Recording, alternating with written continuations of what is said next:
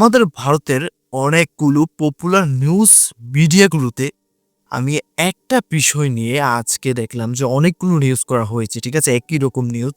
আর সেটা হচ্ছে যে বাংলাদেশের নৌবাহিনী গোপনে আমাদের ভারতের জলসীমায় প্রবেশ করে আমাদের ভারতের জাহাজ ডুবিয়ে দিয়ে চলে গিয়েছে, ঠিক আছে।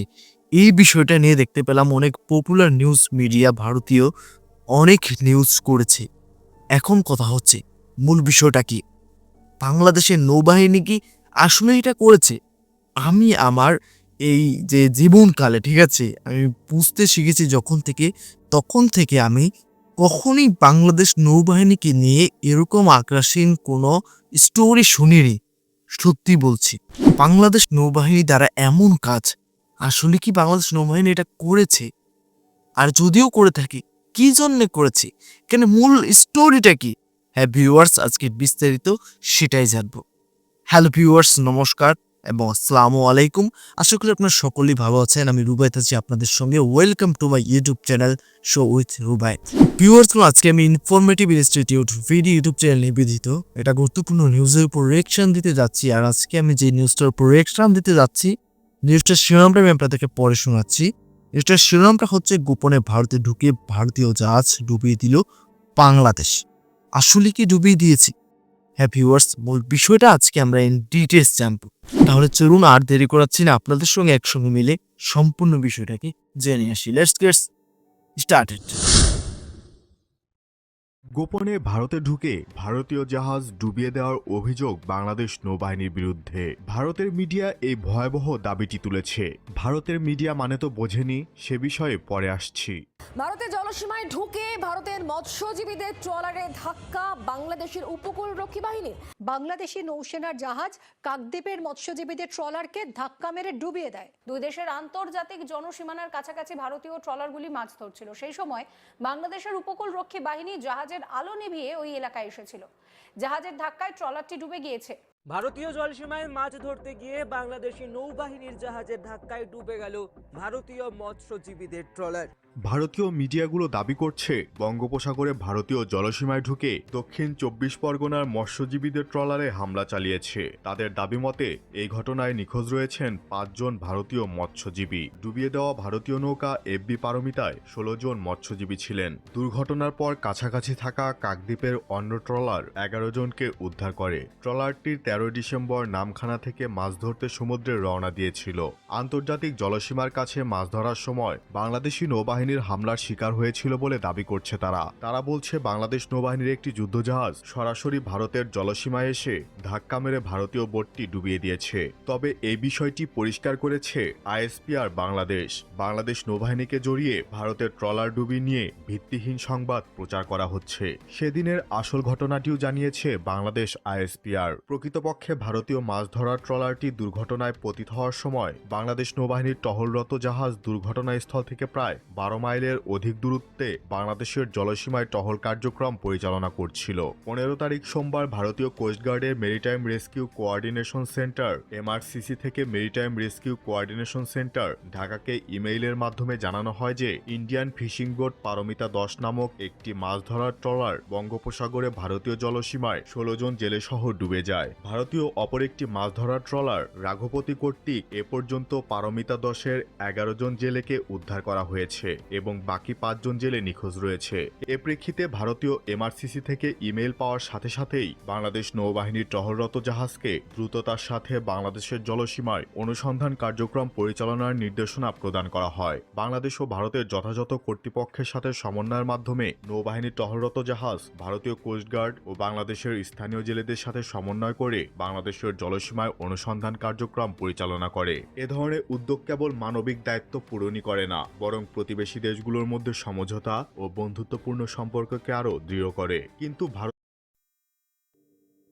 কি বলবো, আমি খুবই লজ্জা লাগছে। হ্যাঁ, খুবই লজ্জা লাগছে এবং খুবই রাগ হচ্ছে। এখন নিজের প্রতি নিজের রাগ হচ্ছে।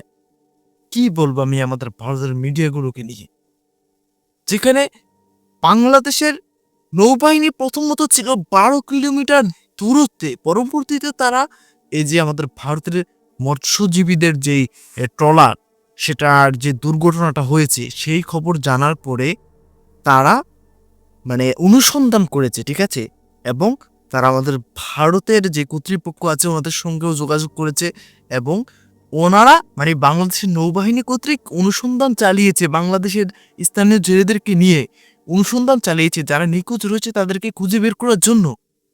আর সেই তাদের নামেই এগুলো বলা হচ্ছে যে তারা লাইট বন্ধ করে এসে হামলা করে ডুবিয়ে দিয়ে চলে গিয়েছে। খুবই খারাপ লাগছে। এক কথায় বলতে গেলে বিষয়টা আসলে মেনে নেয়ার মতো নয়। কি বলবো আমি? হ্যাঁ, আসলে যারা জেলে ছিল তারা কি এগুলো বলছে? মানে তাদের চেহারাগুলো আসলে দেখার খুব ইচ্ছে। তারা সামনাসামনি ক্যামেরার সামনে এসে কি এগুলো বলছে নাকি? যদিও তারা এগুলো বলে থাকে তাহলে এত বড় মিথ্যে কথাটা তারা কিভাবে বলতে পারছে? এবং আমাদের ভারতের মিডিয়াগুলোতে কি চলছে দেখতে পাচ্ছেন তো। এই কারণে আমি আমাদের ভারতের কোনো মিডিয়া নিউজের উপর রিয়েকশন দিই না। হ্যাঁ, বাংলাদেশের মিডিয়াগুলো নিউজের উপর রিয়েকশন দেওয়ার কারণটা হচ্ছে ট্রাস্টেবল নিউজ পাই সেখানে। তো যাই হোক ভিউয়ার্স, আর বেশি কথা বাড়াতে চাচ্ছি না, তাহলে চলুন বাকি অংশটা দেখে আসি। ভারতীয় মিডিয়ার এ ধরনের ভুল তথ্য প্রচার অত্যন্ত দুঃখজনক এবং অনাকাঙ্ক্ষিত। আপনারা জানেন বাংলাদেশ নৌবাহিনী উন্নত প্রশিক্ষণ, আধুনিক সরঞ্জাম ও শৃঙ্খলাবদ্ধ কর্মপরিবেশের মাধ্যমে একটি অত্যন্ত পেশাদার বাহিনী হিসাবে নিজেদেরকে প্রতিষ্ঠিত করেছে। সুতরাং ভারতীয় এই গুজবে কান না দেওয়ার অনুরোধ রইল।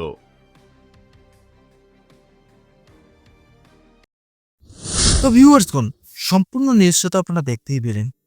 আশা করি আপনারা বিস্তারিত ইন ডিটেলস সবকিছু বিস্তারিত জানতে পেরেছেন এবং বুঝতে পেরেছেন এবং দেখতে পেরেছেন। আসলে কিছু বলার নেই আর। হ্যাঁ, কিছু বলার নেই আর। এত বড় মিথ্যে একটা নিউজ কিভাবে এত বড় বড় ভারতীয় মিডিয়াগুলো প্রকাশ করছে, প্রচার করছে, এটা ভাবতে গেলেই খারাপ লাগে। কি বলবো আর এখন? কি নিউজ দেখে বিশ্বাস করব? ভারতের কোন নিউজটার উপর ট্রাস্ট করবো এখন বলুন? অসম্ভব, অসম্ভব। ভারতীয় এখন যদি কোনো সত্য নিউজে প্রকাশ পায় সেটাকে ট্রাস্ট করা আসলেই অসম্ভব। আর যদি সেটা হয় বাংলাদেশ এবং ভারতকে নিয়ে, তাহলে তো ট্রাস্ট করা একদমই সম্ভব নয়। বাংলাদেশের নিউজ মিডিয়ার উপর সম্পূর্ণভাবে এখন নির্ভরশীল থাকতে হবে, এছাড়া কোনো উপায় নেই। কারণ বাংলাদেশের নিউজ মিডিয়াগুলোতে সত্য নিউজ প্রকাশ করা হয়। তো ভিউয়ার্স কোন বাংলাদেশ নৌবাহিনীকে নিয়ে এত বড় একটা ডাহা মিথ্যে কথা, ডাহা মিথ্যে নিউজ আসলে প্রকাশ করা কতটা যৌক্তিক, আমি আসলে সেটার যুক্তি খুঁজে পাচ্ছি না। কেন করা হচ্ছে এগুলো? যেখানে বাংলাদেশ নৌবাহিনী সাহায্য করার জন্য এসেছেন এবং তারা অনুসন্ধান কার্যক্রমও চালিয়েছেন। কাদের জন্য চালালেন? দিন শেষে কি হচ্ছে? তারা সে আমাদের ভারতের পক্ষ থেকে লাঞ্ছিত হচ্ছে। বুঝতে পারছেন বিষয়টা? কিছু বলার নেই আর, একদমই কিছু বলার নেই আর। কথায় আছে না, উপকারের উপকার যারা স্বীকার করে না তাদেরকে বলা হয় অকৃতজ্ঞ। হ্যাঁ, দিন শেষে আমাদের ভারত কিন্তু সেটার প্রমাণ দিয়ে দিচ্ছে, আমাদের ভারতের মিডিয়াগুলো কিন্তু সেটার প্রমাণ দিয়ে দিচ্ছে। যারা উপকার করতে এসেছে, হেল্প করতে এসেছে, সাহায্য করতে এসেছে, সে তাদের নামে নিউজ করা হচ্ছে যে তারাই নাকি এই দুর্ঘটনা ঘটিয়েছে, যেখানে তারা 12 মাইল দূরে ছিল। তো যাই হোক ভিউয়ার্স, এই বিষয় নিয়ে যত বলবো ততই ভিডিও বাড়বে, আর কিছু বলার নেই আর। তো ভিউয়ার্স, আজকে সম্পূর্ণ রিয়েকশন ভিডিওটা আপনাদের কাছে কেমন লেগেছে? যদি ইনফরমেটিভ মনে হয়ে থাকে, ভালো লেগে থাকে, অবশ্যই আমাদের চ্যানেলটাকে সাবস্ক্রাইব করতে ভুলবেন না এবং লাইক করতে ভুলবেন না। আর আপনার ব্যক্তিগত মতামত অবশ্যই কমেন্ট সেকশনে জানিয়ে যাবেন। প্লিজ আপনাদের ব্যক্তিগত মতামত কমেন্ট সেকশনে জানাতে ভুলবেন না। তাহলে বিদায় নিচ্ছি এখানেই, দেখা হবে পরবর্তী কোনো একটা ভিডিওতে। ততক্ষণ পর্যন্ত সকলে ভালো থাকবেন, সুস্থ থাকবেন। Tata, bye bye.